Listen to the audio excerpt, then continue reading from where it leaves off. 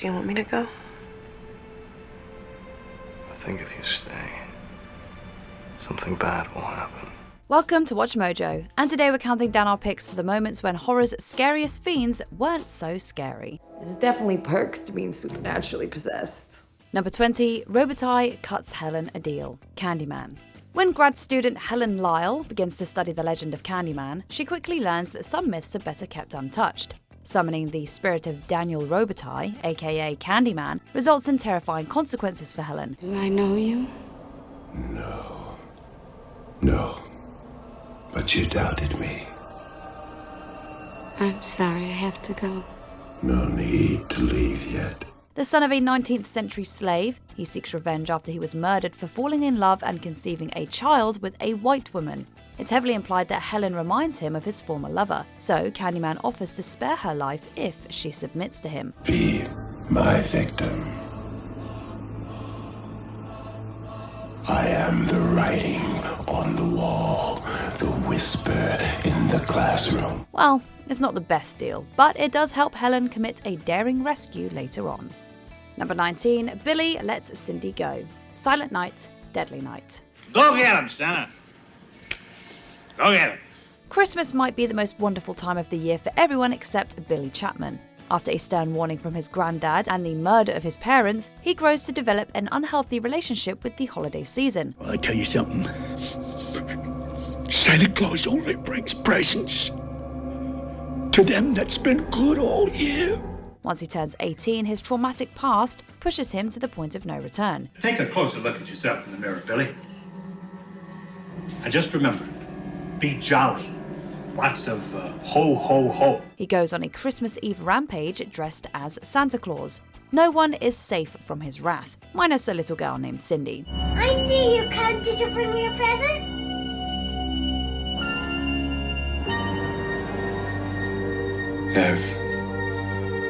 Have you been good? Mistaking him for the real Saint Nick, Cindy comes face to face with the killer, but he decides to leave her be, even gifting her one of his weapons, a box cutter.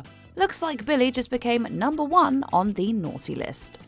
Number 18, Maria attempts to break the curse. Dracula's daughter. Evil things, shadowy places. Stop! It cannot be easy being the offspring of Count Dracula. Countess Maria Zaleska knows her father was a monster. Not wanting to follow in his path, she attempts to break her inherited vampiric curse. Stealing and burning his body, her efforts, though very extreme, are done for the greater good. Let all baleful spirits that threaten the souls of men be banished by the sprinkling of this salt. However, the apple does not fall far from the tree. Soon her genes overthrow her virtue. She eventually gives in to her thirst and desires, ultimately proving that when it comes to family, blood really is thicker than water. No, not death. Life. Eternal life with me. Number 17, Chucky avenges Nika. Cult of Chucky. In Cult of Chucky, the famous homicidal red-headed doll uses the power of voodoo to possess a slew of hosts. One of them is Nika Pierce, a woman pinned by Chucky for the brutal assassination of her family. This is a doll that they used in Alice's therapy to help her get over the past. Trapped inside an asylum, Nika is subjected to horrific abuse at the hands of her psychiatrist, Dr. Foley. I'm willing to keep my mouth shut about this incident, if you are. After transferring his soul to Nika, Chucky possesses her to take retribution, with the help of some high heels. This is for Nika. It's a satisfying moment, but this definitely does not qualify Chucky as a good guy.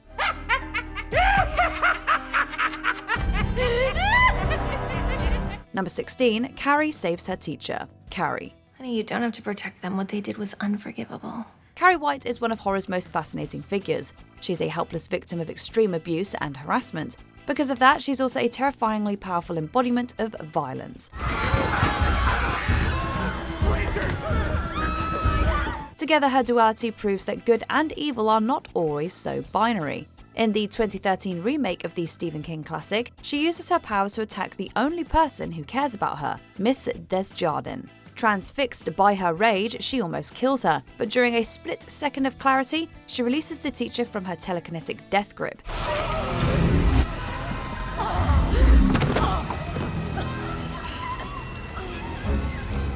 It's a captivating moment watching her make the right choice in the midst of her own carnage.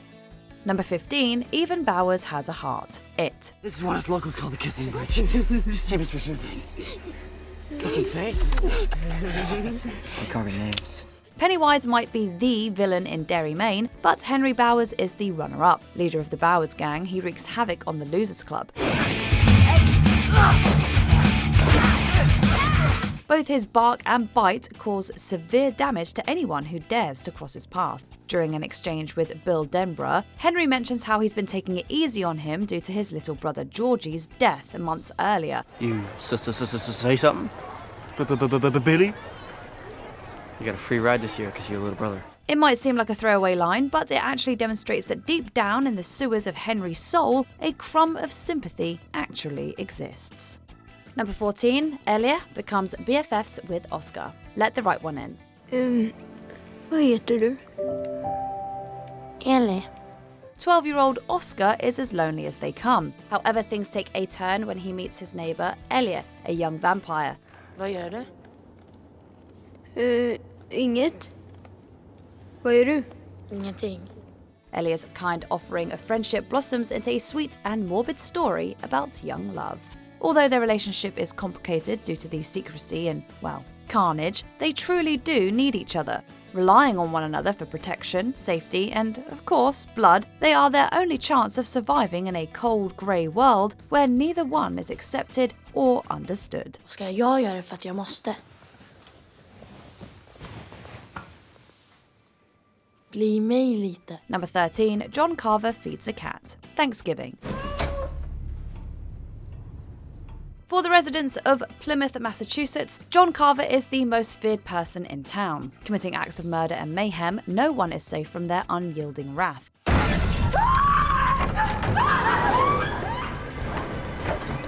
Well, except maybe those with paws and tails. After the particularly grisly murder of Manny, Carver is confronted by the only being brave enough to challenge them, Manny's adorable pet cat.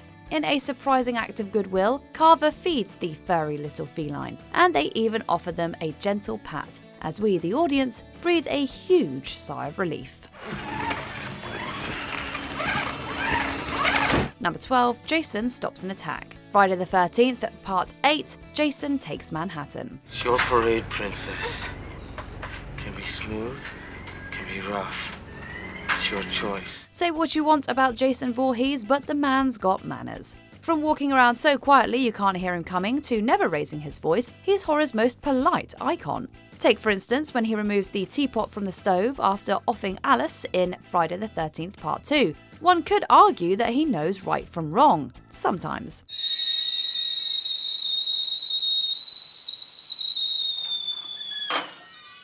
In Friday the 13th, Part 8, Jason Takes Manhattan, the hockey mask killer trades the serenity of Camp Crystal Lake for the hustle and bustle of the Big Apple. During his spree, he stops a woman from being assaulted in an alleyway. Not only does this allow her to escape, but he also takes care of the assailant, in true Voorhees fashion. Number 11, Patrick Bateman lets his gene go. American Psycho. Patrick Bateman is the textbook definition of disturbed. And though I can hide my cold gaze, and you can shake my hand and feel flesh gripping yours, and maybe you can even sense our lifestyles are probably comparable, I simply am not there. Inflicting terror across the city that never sleeps, the investment banker turned serial killer is one of horror's most unsettling depictions of a descent into madness. That being said, his one redeeming quality is his soft spot for his secretary, Jean. After inviting her to his place, things take a turn. Jean, do you feel fulfilled? I mean, in your life? In the chilling scene, Patrick comes close to slaying Jean, but a phone call halts his plan. I guess you could say I just want to have a meaningful relationship with someone special.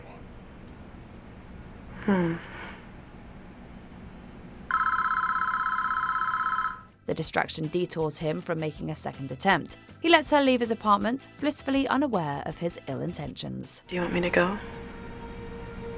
Yeah. I don't think I can control myself. Number 10, A Kind Stranger. Psycho. You have a vacancy. Oh, we have 12 vacancies. When the doomed Marion Crane checks into the Bates Motel with a stack of stolen money, neither she nor the audience knows the shy young proprietor, Norman Bates, is actually a disturbed killer who dons his mother's personality and attire when he commits his crimes. I've caused you some trouble. No, Mother, my mother, what is the phrase? She isn't quite herself today. Norman provides Marion with dinner and conversation when she needs it most, even persuading her, through his own tale of woe and loneliness, that she should return home to atone for her crime. But first, a shower.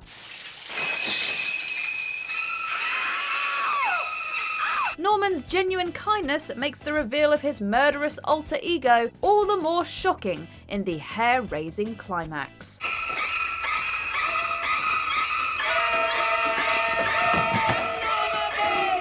Number 9. The Family Man, the stepfather. All he wants is the perfect family. Is that too much to ask? We are going to keep this family together. You had better believe it!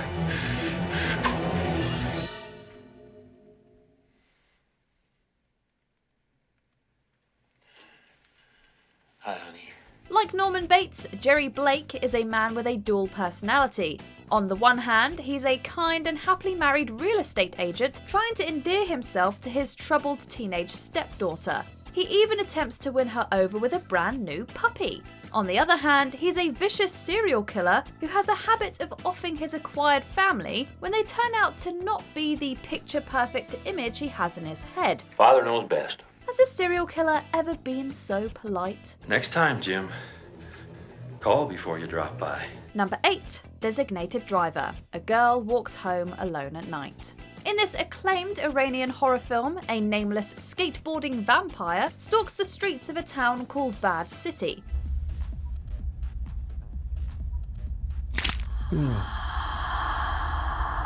In between feasting on the necks of men and scaring pedestrians, the woman crosses paths with a young man named Oresh, dressed as Count Dracula, ironically.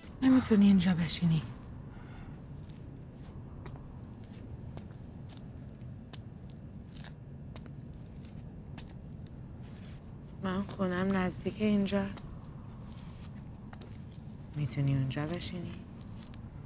The vampire realizes the intoxicated man is in no condition to be out at night alone and pushes him to her apartment on her skateboard. The two form a deep connection that finds her resisting her bloodlust. The moment is as funny as it is disarmingly heartfelt, especially for a vampire movie. اسمتو نمیدونم.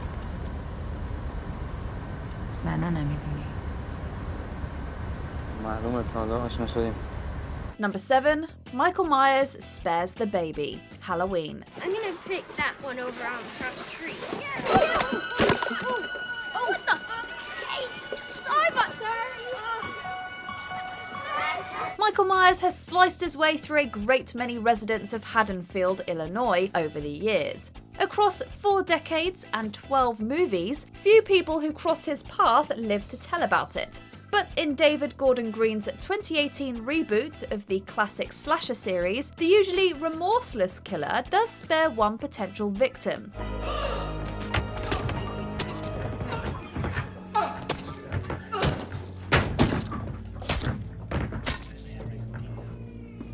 As he embarks on his savage massacre, Michael comes across a crying baby in a crib and pauses briefly before deciding to leave it be.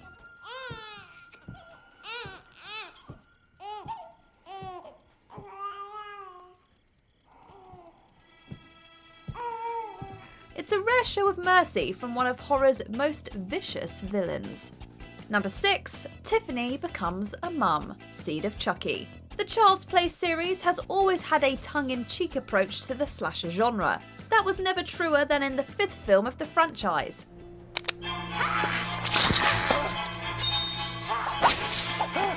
I knew it! You're not real. Seed of Chucky introduced Glenn, the genderqueer child of murderous dolls Chucky and Tiffany. When Glenn casts the spell that wakes the dysfunctional couple from death, they continue their murder spree. But it's Tiffany's heartfelt reaction to meeting her child for the first time that earns her a spot here. Oh, sweet face, come to mommy. It's a touching moment, especially for a wacky horror comedy like this one. Though Chucky doesn't immediately feel a paternal bond, he seems to have come around by the time of the Chucky TV series. You know, I have a queer kid. You have a kid? Gender fluid. And you're cool with it? I'm not a monster, Jake. Number 5. Texas Chainsaw Meet Cute. The Texas Chainsaw Massacre 2. You know that old story. Boy meets girl, boy chases girl with a chainsaw.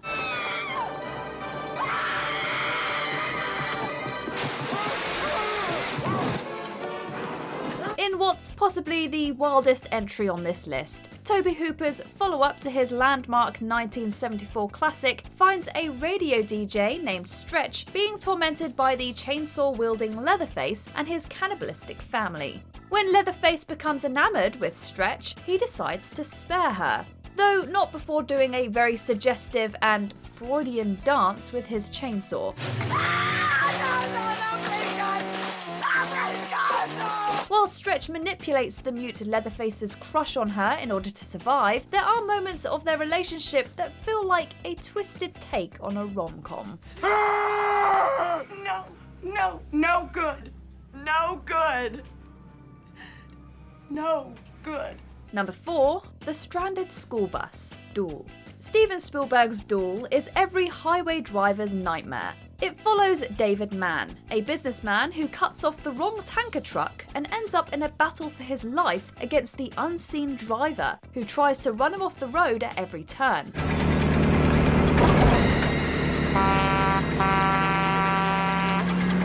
In one scene, David gets roped into pushing a stranded school bus full of children back onto the road. However, once the truck shows up again, David makes a quick escape. Now look! I know how this must sound, but that man is crazy. He's been trying to kill me. I mean it. Well, I tell you, if I had to vote on who's crazy around here, it'd be you. His faceless enemy finishes the job, pushing the school bus safely back onto the road before pursuing David once more. After all, the school bus didn't cut him off.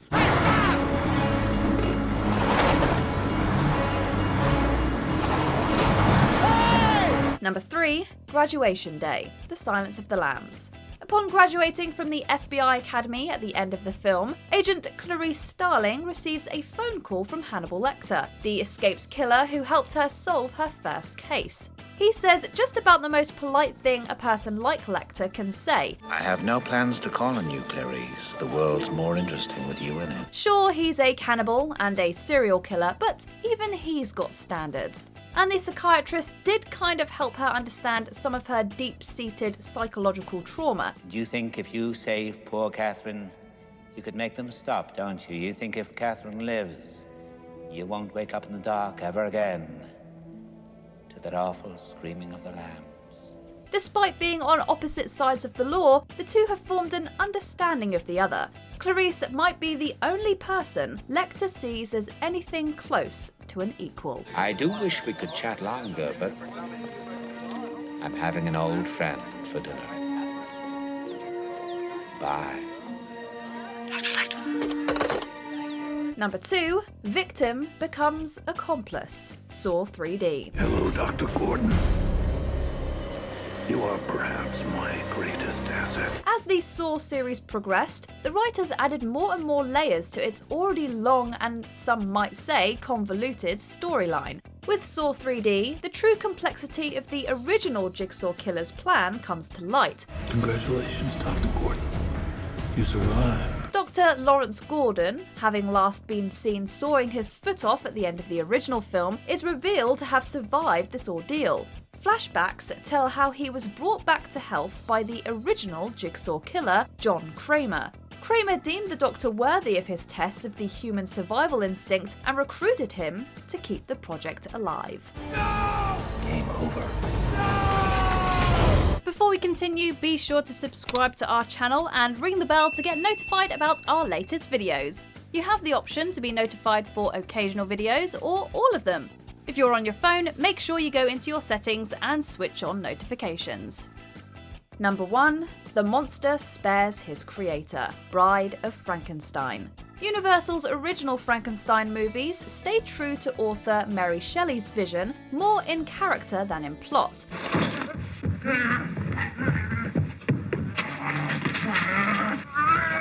The monster is portrayed as a helpless and scared child, abandoned by his creator, ignorant of his own terror. This is perfectly encapsulated in the tragic accidental death of Maria in the first film. No, you're hurting me! No! By the time Bride of Frankenstein comes around, the monster has become well aware of his place in the world, and when his monstrous bride rejects him, he decides it's time to end his unholy existence. Just before blowing the laboratory to smithereens, the monster allows for one act of mercy. Yes, go! You live! Go! He lets his creator, Henry Frankenstein, escape with his wife just before the blast.